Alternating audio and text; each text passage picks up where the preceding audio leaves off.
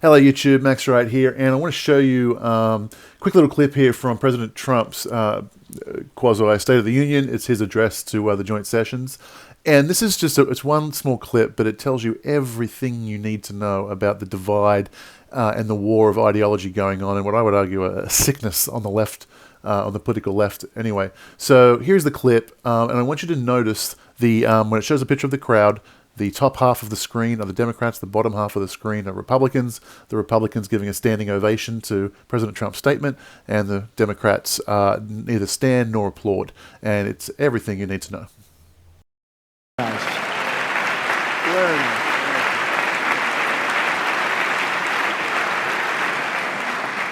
We expect our partners, whether in NATO, the Middle East, or in the Pacific, to take a direct and meaningful role in both strategic and military operations and pay their fair share of the cost, have to do that.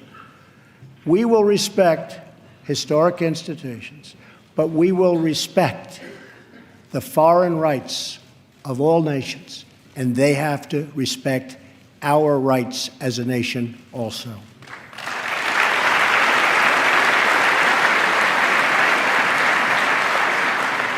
Free nations are the best vehicle for expressing the will of the people, and America respects the right of all nations to chart their own path. My job is not to represent the world. My job is to represent the United States of America.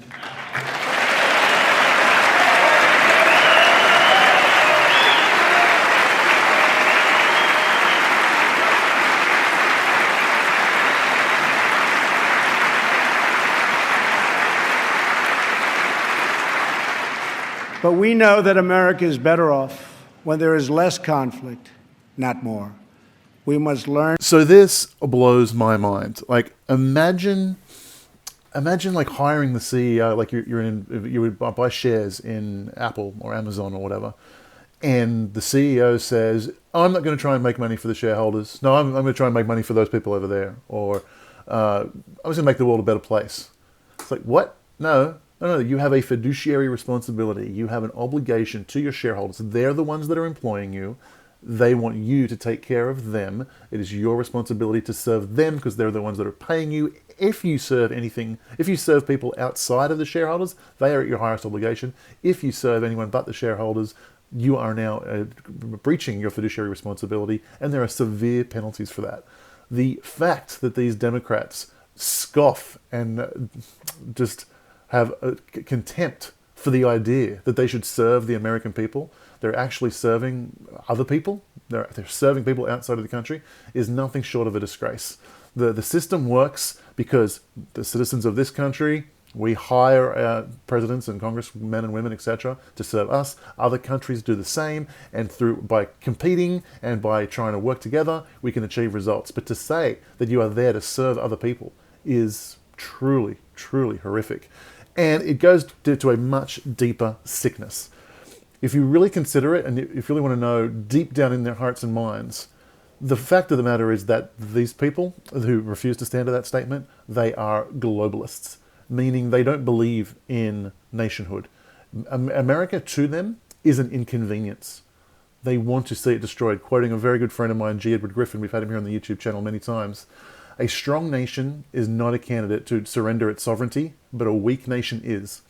If America be brought to her knees, if she can be tired, if she can be poor, if there can be riots in her streets, then perhaps she will be willing to accept a United Nations peacekeeping force. The Blue Helmets might even be welcomed.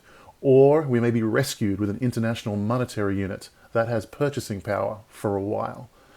You see, if you believe that the world will be a better place if there's just one world government, a big government at the United Nations, and we never have to mess around. This is the same philosophy. Europe will be better without nationhood, so the nations have to cede power to the EU and Brussels. The world will be better if there are no nations and we cede power to the United Nations. If we do that, if that is your goal, then strong nations are an inconvenience to you. You hate them, you despise them, and you will try and infiltrate their powers, their power centers, i.e. governments, big corporations, etc., and you will seek to pull America down and lift the rest of the world up so that it can be comfortably merged into a one world government at the United Nations.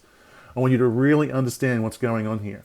By them sitting down at that statement, not applauding and not standing up, what they're saying, the necessary consequence of what they're saying with their actions is they are trying to pull America down. They are using their position of power to destroy America's prosperity and potential. That is what they're doing because they are globalists. They want to move the world towards that agenda. Strong nations are an inconvenience for them. Sorry if they get a little bit repetitive, but I can't pound it enough. That's how sick and twisted these people are. They are trying to hurt you. If you found that helpful, if you think that might be a red pill for others, please go ahead, share that, comment and like below, and please subscribe. Lots of cool videos coming your way. Take care.